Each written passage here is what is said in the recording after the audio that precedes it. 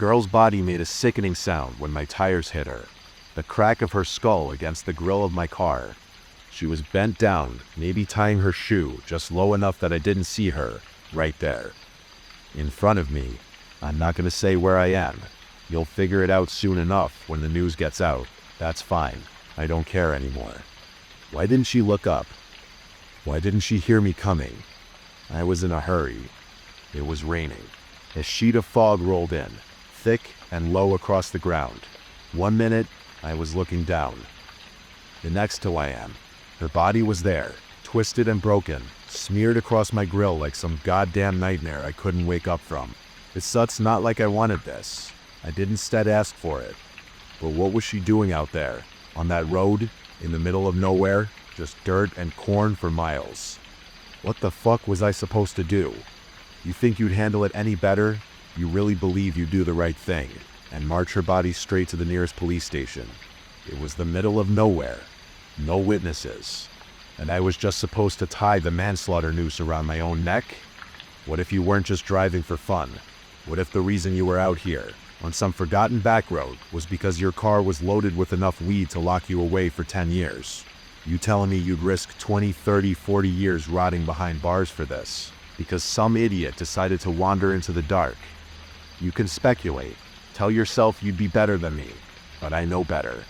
I lived it. And I'm not about to sit here and pretend I'm some goddamn saint, but you can't tell me it was all my fault. I threw up. I stepped out, and dear God, what a fucking mess. Her arm was caught in the axle, torn clean from the socket. Blood was everywhere. Curls of auburn hair tangled in the hood, strands matted and slick with rain. Her head, Jesus, caved in, brain matter splattered across the pavement in wet clumps. And her legs, pulverized beneath the tires, nothing left but ruin. The rain came down in sheets, cold and merciless. The air smelled like a slaughterhouse, raw and metallic, thick with the stench of death. She had shit herself. I could smell that too. Zinc and copper clung to the air, the bite of blood thick on my tongue. There was that sharp ozone tang too, thunder rolling somewhere far off, low and distant like a warning. Yanking flesh free from the axle, every pull slick and nauseating. A fist-sized dent cratered the grill. But all I could see was the blood. Every drop the rain washed away seemed to summon 10 more, oozing relentlessly from her shattered skull. Then I got to work. And then I heard it. By the time I had her stowed away in the trunk, she had stopped breathing altogether. Agonal breathing. That weak, rattling snore of a body, too stubborn to die just yet. A thin whistle from her lungs. Like her tongue was jammed in the back of her throat. She was alive. Alive. Dying, but still somehow clinging to life. If I got pulled over, I'd say I hit a deer. That was the plan. The dent in the hood, the blood, a deer, nothing more. I found her backpack lying 10 feet from the road, flung out like some sad afterthought. I tried to gather her teeth. God, I think I missed a few. I tossed what was left of her arm in after her, dragging it free from the wheel well, what little remained of it. And as I drove back home, all I could feel was panic clawing at my throat. When I got home and opened the trunk, I knew something was wrong. Her body had shifted. I told myself it was just a drive, bumps in the road, gravity doing its work. But then I saw her face. Her eyelids were open, one eye bloodshot, red spider webs spread across the sclera like cracks in glass. Blood trickled from her broken nose, down the loose folds of her scalp. Her jaw hung wrong, split maybe somewhere below the incisors. And those eyes, God help me.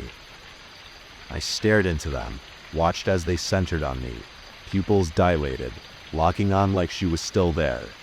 And in that moment, I swear to Christ, she smiled. Those eyes, transfixing, haunting, her broken jaw and all, she was smiling at me. Smiling like the fucking Cheshire Cat after someone took a baseball bat to its smug, grinning face. I live alone, always have. The house, an old 80s suburb colonial, was left to me after my parents died. Most homes nowadays don't come with a dirt floor crawl space in the basement, but mine does. And really, where the hell else was I supposed to put her? I slammed the trunk shut, hard enough to make the whole car shudder. My heart thundered in my chest, hooves pounding, relentless. Every beat was pain, sharp and jabbing, like my ribs were trying to split open.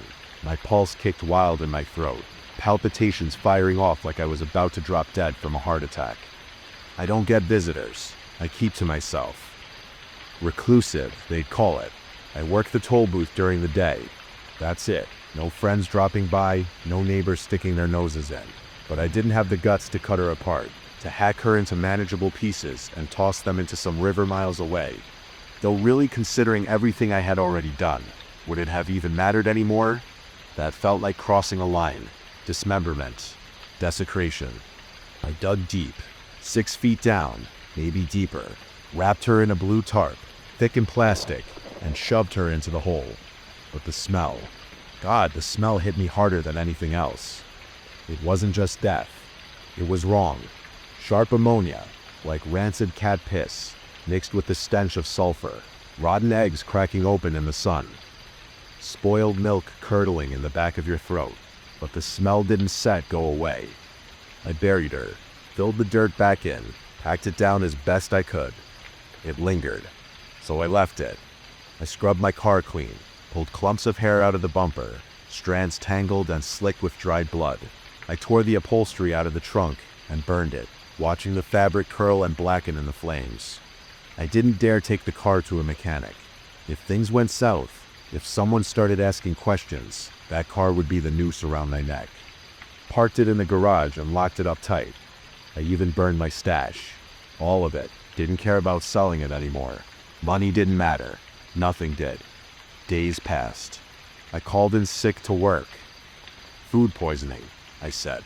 My manager bought it. Offered that fake sympathy that barely stretched past protocol. Horse shit. They didn't care. Nobody did. I biked to the corner store for supplies, sweat-soaked and paranoid, car locked away like a coffin on wheels. I bought cans of Febreze, wall diffusers, anything to kill that smell, but it didn't help. I was in the living room a few nights ago, plugs jammed in my nose when the TV flicked on by itself. The stench was overwhelming. It seeped from the vents, thick and rancid, like the breath of something monstrous and starving. I could almost hear it. Each exhale a wet, foul sigh, dragging through the ducts like something alive was tasting the air. The local news. Her face. Not the ruin I had left in my trunk. No. This was before. A photo of her, smiling bright-eyed, caught in some high school volleyball team picture. Perfect and alive. Guilt hit me like ice water down my spine. My skin crawled like insect legs scratching just beneath the surface, tiny invisible pedipalps brushing up my arms. I turned it off. They said she was missing. Talk of police searches. The community rallying. It flicked back on. I unplugged the TV. The screen went dark, but her face lingered, burned into the glass, a faint ghost image seared into the pixels. I grabbed a paperweight and smashed it through the screen. Shards of glass scattered across the floor. That got rid of her. I stopped answering calls after that. Let them pile up. I found out I'd lost my job through a voicemail I never listened to. A week had passed. I was drowning in panic, too consumed by it to care. Then the flies came. I destroyed every radio, every TV, yanked my landline straight from the wall when it started ringing, and wouldn't stop. I didn't dare listen. I didn't want to know what was on the other end. Lazy black things, thick as pencil erasers. They bit hard like tiny can openers tearing at my skin. They gathered on the windowsills, piled high in sticky black drifts, their brittle corpses crunching underfoot. And still, the smell lingered.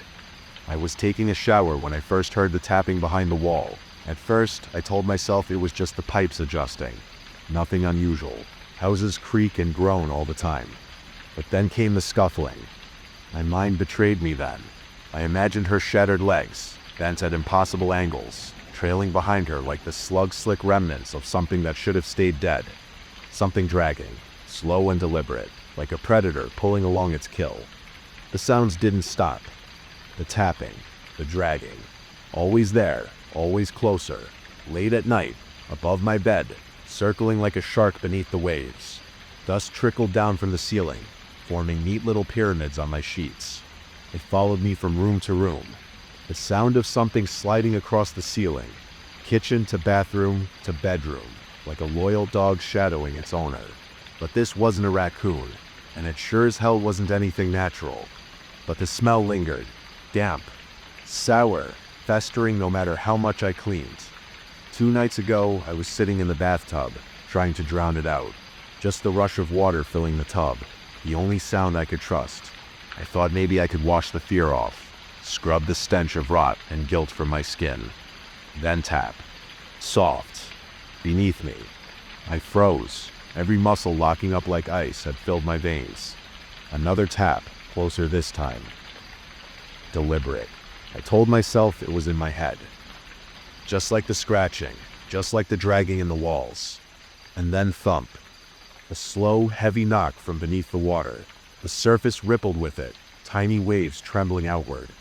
I leaned forward, staring into the water's reflection, and that's when I saw it, something drifting from the drain, wet and clumpy, like tendrils stretching toward the surface. I reached down without thinking, pulled it free. My stomach churned, bile rising. But then the drain started gurgling, deep, greedy sounds, like something was drinking from below. The water swirled faster, slurping down in wet gulps. A clump of auburn hair, still attached to a slick patch of scalp, pale and quarter-sized. I threw it across the room. It hit the wall with a sickening thud. And then it stopped. The drain stared back at me, open and dark, like an eye that couldn't blink. And something inside it moved. The shadow bulged beneath the porcelain.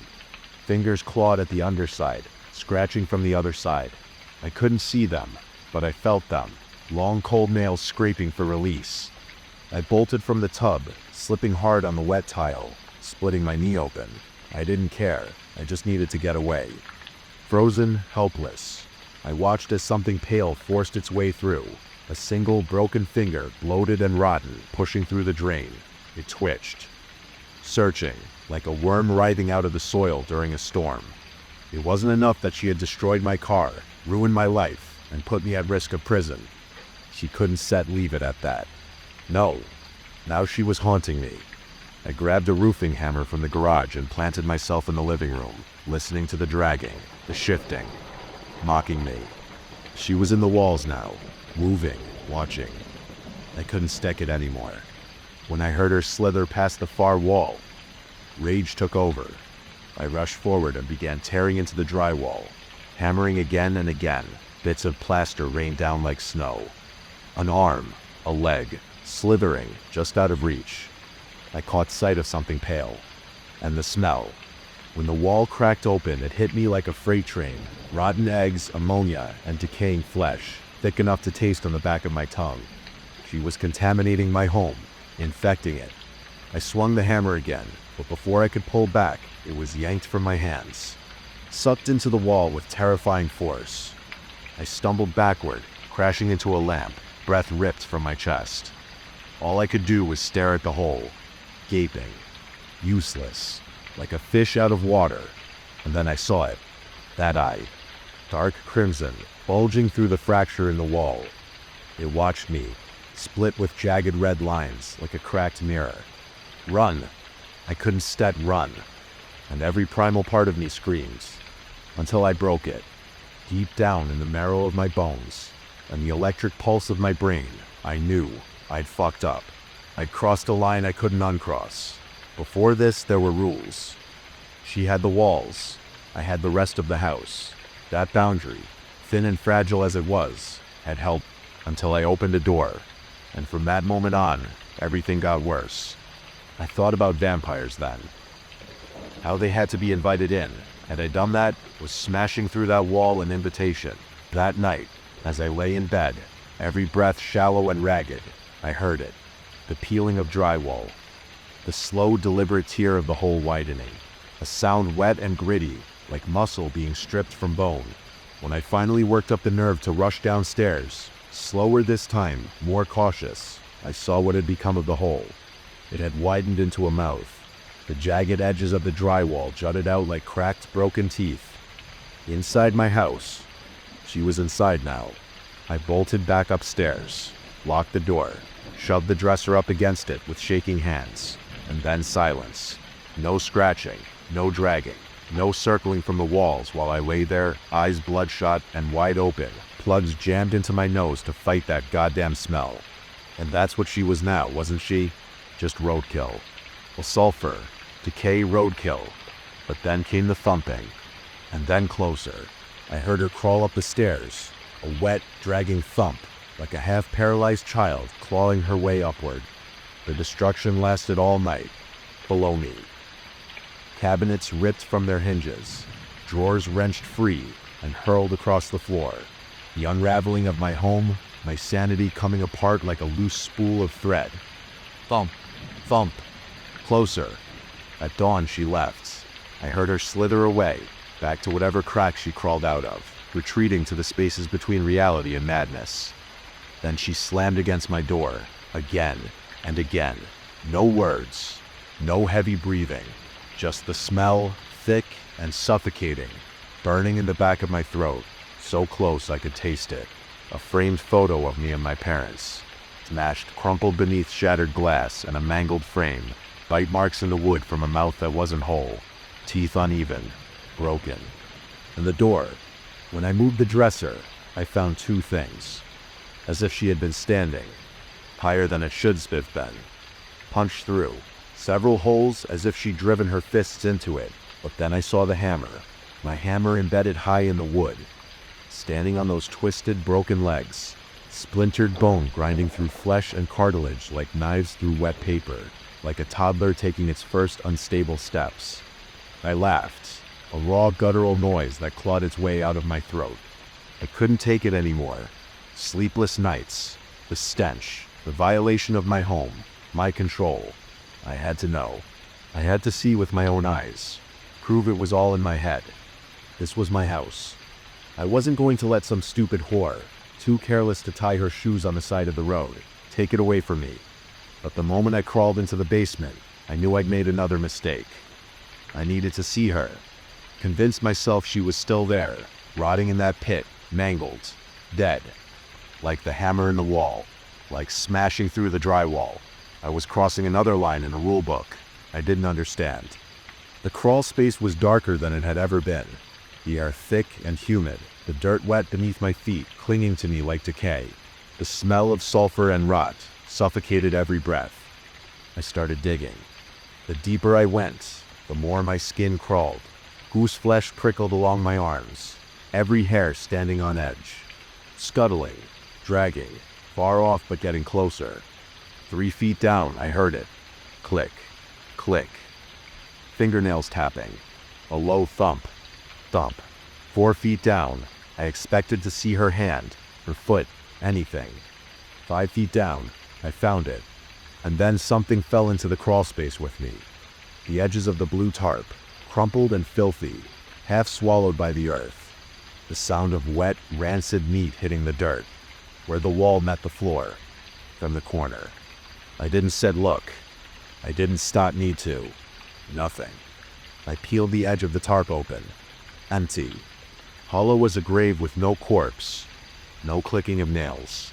Just the wet, dragging sound now, slow and steady, like something ancient and patient moving through the dirt. Something hungry. Every instinct in me screamed, Donstead look. Donstead flashed the light toward the sound. Donstead acknowledged it. But then I saw it, so I didn't sect. A tunnel. A narrow, collapsed burrow in the earth, leading away from the tarp and toward the cracks in the walls. Like she had writhed her way out, a worm slipping through the soil, dragging herself back into the shadows. I left the hole behind, left the tarp, crawled toward the faint glow of the hatch, heart pounding like a war drum, huffing, stumbling, dirt filling my mouth, the copper sting of fear biting my tongue. But I could hear her behind me, that dragging. No breath, no groans, just silence and that awful wet pull of something dead moving toward me. The hatch slammed shut above me. I screamed. I couldn't turn around. I couldn't bring myself to shine the light behind me. If I saw her, I knew it would break me. White-hot pain exploded behind my eyes, and blood spilled down my face, thick and blinding. Crack. I crawled faster, like a dog, frantic and pathetic. My hands clawed at the earth, My knees scraped raw. My head slammed into a wooden post. The dragging sound grew faster, but I could hear her picking up speed, more eager. I didn't instead want to, but I had to. I had to look. And there she was. I turned the flashlight, a broken rictus in the beam of my light. Her body contorted into a sick parody of a crawl, more rotten than I could have imagined. Skin sloughing off in ribbons, scalp peeled back like the torn skin of an orange, revealing wet, red bone beneath. Like a spider with every leg snapped. Her arm retached but wrong, bones stabbing through torn flesh like jagged knives. Her elbows bent outward, her knees twisted inward, an obscene mimicry of movement. And she was grinning, frozen in the beam like a deer caught in headlights. Her spine arched high above her head, jagged and crooked beneath her tattered shirt. She didn't need to. She didn't stop speak. An unnatural mountain range, clawing for the sky. Because then she moved. Violent.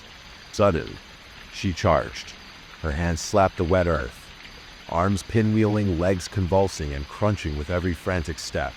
Her broken body hurtled forward with terrifying speed. God, how was she so fast?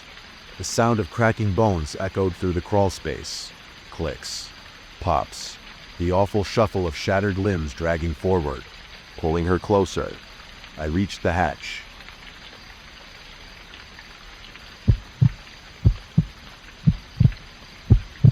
When I first took this job to be an over-the-road trucker, I thought it would be really exciting. I thought I'd get to travel the country and see the sights and come home with stories to tell my friends and family. I was right. This job is exciting, but I soon found that I'm better off not sharing these stories with anyone close to me, not because I don't trust them, but because I'm worried they wouldn't believe me. Let me back up. My name is Brittany. I'm 22 years old, and I've been driving with a rather large company for a few months now, that I won't name due to obvious reasons. Ever since my training ended, and I got my own truck to start solo, I've seen some pretty weird shit. When you're driving the loneliest road in America, yes, that's its real name, in the middle of nowhere, Nevada, things can start to get to you. I suppose it was only a matter of time before I saw something, out in the desert at nearly midnight. I still had another hour to the nearest truck stop, and blasting the freezing cold air against my face was all I could do to keep myself from dozing off at the wheel. Irresponsible, I know, but until you work this job, you don't understand how much lax comes with it. I was driving this highway, in the desert, in the pitch blackness of a cold summer night, when suddenly something runs out in the road in front of me. Before I can even react, it's gone across the other side into the bushes. I barely got a good look at it, but I could have sworn it looked like a large white dog faster than any dog I've ever seen. I tried to just ignore it and keep driving. I see animals crossing the road at night all the time. It didn't seem like anything to get worked up about. Not even a minute later, I feel my truck lurch to the left and into the other lane. I quickly try to swerve and correct it, and easily step on the brake so I don't wreck. It can be easy to jackknife an 80,000-pound metal death machine. I slow it down and regain control. I look for the nearest pullover spot so I can see what the hell just hit my rig and see if there's any damage. Once I find a spot and turn off, hit my brakes and hop out. I walk around to the other side and see a large dent in the side of my trailer. What the fuck? I say to myself. As I walk over to inspect the side of the trailer, it's a huge dent, at least 5 feet wide and tall. No real shape to it, just a general dent. I can't imagine what could have hit me. My first thought was maybe a boulder rolled down from the side of the hill and smashed into me, but I didn't think I was driving next to any hills or mountains. As far as I knew, it was flat desert. I hear the sound of dirt crunching under footfall behind me, and I turn around. My breath catches in my throat and my stomach drops as I see something standing not 50 feet away from me. It's large, menacing, and white. I can't even find the words to describe what this thing looked like. It looked like a very large dog, and that's a stretch. It stood on 2 short, stout legs, with long forearms reaching down past its knees. Its shoulders were broad and heaving, as if it had just ran a marathon.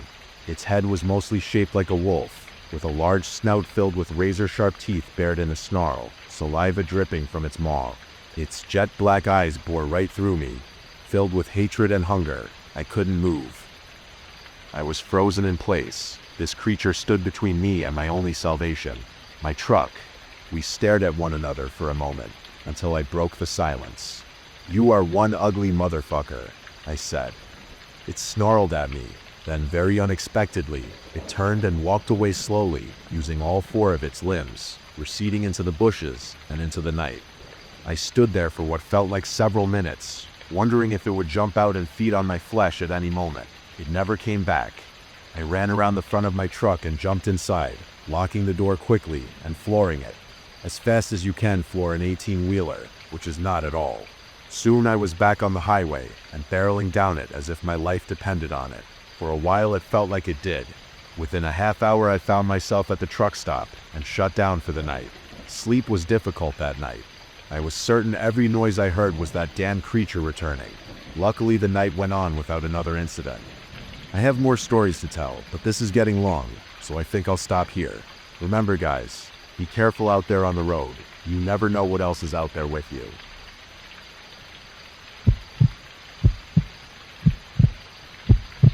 As far as I remember, I've always been fascinated about road trips ever since I was little. The factor of such definitely came from my dad, who once worked as a truck driver and would often bring me along with him. Now being grown up and all, those sweet memories eventually faded along with time.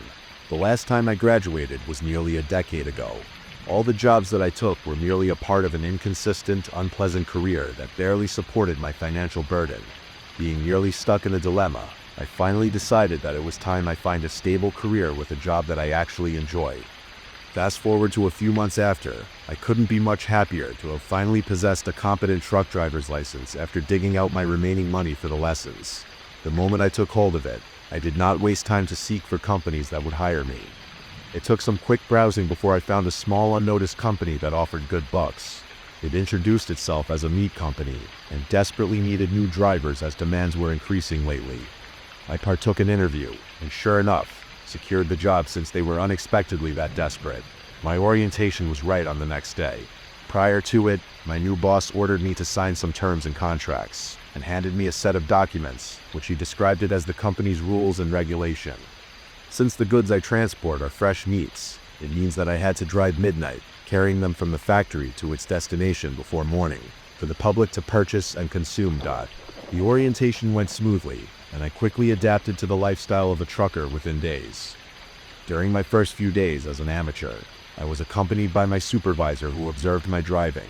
He told me that it was a protocol for a driver to be accompanied along the ride, but most of the time I would have to be alone due to worker shortages. Therefore, driving solo wouldn't be an uncommon thing in this company. It was pretty awesome driving around late night, enjoying the night view, although I still needed to arrive on time. Other than that, I was coping with the job really well. One usual night, as I arrived to my company to start my job, I was greeted by my slumbery boss, who told me that I needed to handle today's delivery alone. I glared at him momentarily before nodding and walked toward the 6-wheeled rigid fridge truck that I've been working on. It was my first ever solo.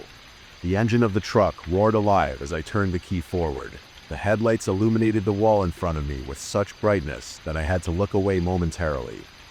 Next thing, I shifted the gear and drove towards the loading bay as I was taught. The ramp gradually opened as I pressed one of the buttons, exposing cool nitrogen gas out into the already cold atmosphere. Sounds of rumbling faded in as a forklift, carrying meat packages unloaded into the container, creating bangs and impacts which shook the truck and me inside of it. As soon as I heard a familiar tap pattern, I instantly recognized it as a signal and shut the ramp close. It wouldn't take long before I exited the factory and took the main road. The GPS voice made an indistinguishable announcement. Your journey to Joe's Meat Market, Oregon is 179 miles northwest. Have a safe drive. Initially, I drove through residential areas before passing by farms and factories. It wasn't until I had to make a turn into a smaller road, which would cover the majority of my trip. The streetlights weren't well lit, which gave the road a gloomy appearance. As I advanced for 30 miles, streetlights no longer covered the roads, and all that was left illuminated was the headlight of my truck, the dashboard, and the glittering stars across the sky, and on occasion high-beam lights from passing cars. All around me were lush, thick forests, making the surrounding extra darker. The truck's engine's vibration, as it cruised down the road, shook my body throughout the drive. Staring at the illuminated road, I couldn't stop myself from thinking the set of special rules that I have read earlier. Special rules. In this section of rules, it is obligatory for every worker to abide every rules that were listed. Failure to do so will almost guarantee a life-threatening hazard. This version covers special rules for long-haul truck drivers. Rule 1. As you are operating as a night shift driver, it is obligatory to keep the headlights on at all times, especially on dark roads, even when your truck is stationary. This might sound simple but extremely important for safety reasons. As I recalled such rule, I wondered why was it in the special list when it was a literal common sense in the real world. I took a turn at a sharp corner and accelerated the truck. As I stepped on the pedal, I recalled the second rule. Rule 2. If you are driving in a remote area, abide the traffic rules if there are vehicles nearby. However, if you are completely alone, try to cruise at a higher speed as to quickly avoid unwanted visitors. The last phrase sent chills down my spine. What the hell was a visitor? I mean, who wants anything from a meat truck? That was when I jerked on the brake pedal and as sudden as a figure quickly approached ahead of me. It was a person who seemed lost, thinking of the following rule. I did not stop the truck, and instead swerved and overtook him. Rule 3. Never allow anybody to ride on the truck, even stranded or lost people. Failure to do so will result in an immediate disqualification from this company if you stare lucky enough not to fall into its trap. Staring at the rear view mirror and the dashboard camera, I couldn't help myself but curse under my breath. Why not? This was getting frustrating. That's just a few minutes after the incident. A yellow indicator popped out on the dashboard. Something I really wish hadn't happened to me right now. The truck's engine compartment began filling with smoke, and traces of it escaped through the crack of the hood, forcing me to halt the truck. Apparently, luck couldn't get any worse, as the engine overheated in the middle of a creepy forest. Water coolant was running low, and so I stepped out of the truck to grab the water jerry. As I opened the door, a cool breeze blew over my body, sending chills within my body. I embraced myself and shone the torchlight towards where I was facing. I clumsily waddled to the side of the truck, both legs still cramped from the tedious driving. Then I pulled the trigger, which opened the hood of the truck. I could feel the heat radiating onto my body from the overheated engine. I took a quick break before pouring some water into the coolant tank. I left the hood open for some time while I chilled inside the cabin. It was then that I realized my delivery had to be inevitably delayed. It took almost half an hour for me to be confident enough to continue the journey. As I stepped outwards again to shut the hood, something bizarre happened. The same guy that I overtook a while ago appeared behind my truck. Completely dumbfounded, but somehow expecting it, I glanced towards him as he slowly approached me. He was in his 40s suff, had brown hair, and appeared to be dirty and torn, and looked emotionless. In a deep monotone voice, he asked, "Why did you not stop just now?" I hesitated for a while, before replying, "Sorry, but company doesn't set to allow us to pick up strangers." In the middle of nowhere, and you think it's okay for me to be alone here? Look, I said I'm sorry, I stuttered. But a car suddenly drove past us, its high beam distracting my view on that guy. I covered my eye with my arm. As I put my hand down, the guy seemed to be nowhere, except he was now at my right side. My heartbeat skipped, but I remained in composure. "What are you waiting for? I'm not letting you go this time." His face began to show irritation. "All right, just stay here while I get things done." I walked to the front of the truck to shut the hood, all while shivering from the sudden change of aura that this guy gave. I quickly stepped into the cabin and instinctively shut the door, barricading myself from the man outside, and activated the locks. The click on the door as it locked was something I anticipated so much that it gave me a quick sigh of relief. The man appeared beside me, now knocking on the door, probably wondering why I locked myself in. Or maybe not. My heartbeat raced as I rushed for the keys and ignited the engine. The rumbling came again, but I was so grateful that I could feel it again. I instantly shifted to first gear and accelerated ahead. The guy's yell and knocking was suppressed by the loud diesel engine, but I could already imagine him cursing as he banged on the truck.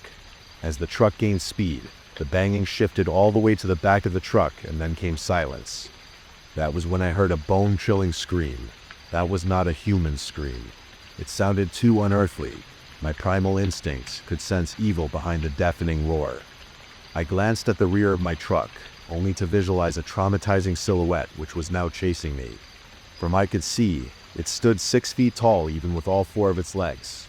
Its appearance was too dark, but I could definitely notice a darker patch of eyes staring into my side mirror, right into my soul, its serrated row of teeth hungry for flesh.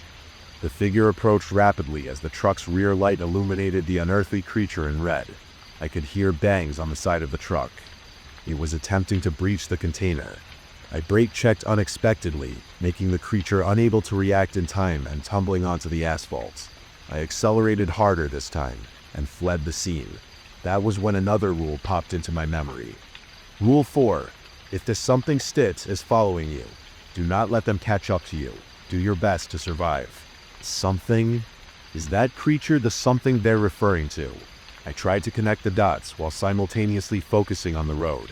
Adrenaline was rushing endlessly when all of a sudden, a horde of the similar creature flanked from the side of the road. My jaw dropped as I was flabbergasted by the sudden attack. I swerved to avoid them and hit one of them. I felt a huge crash, but the truck kept on going.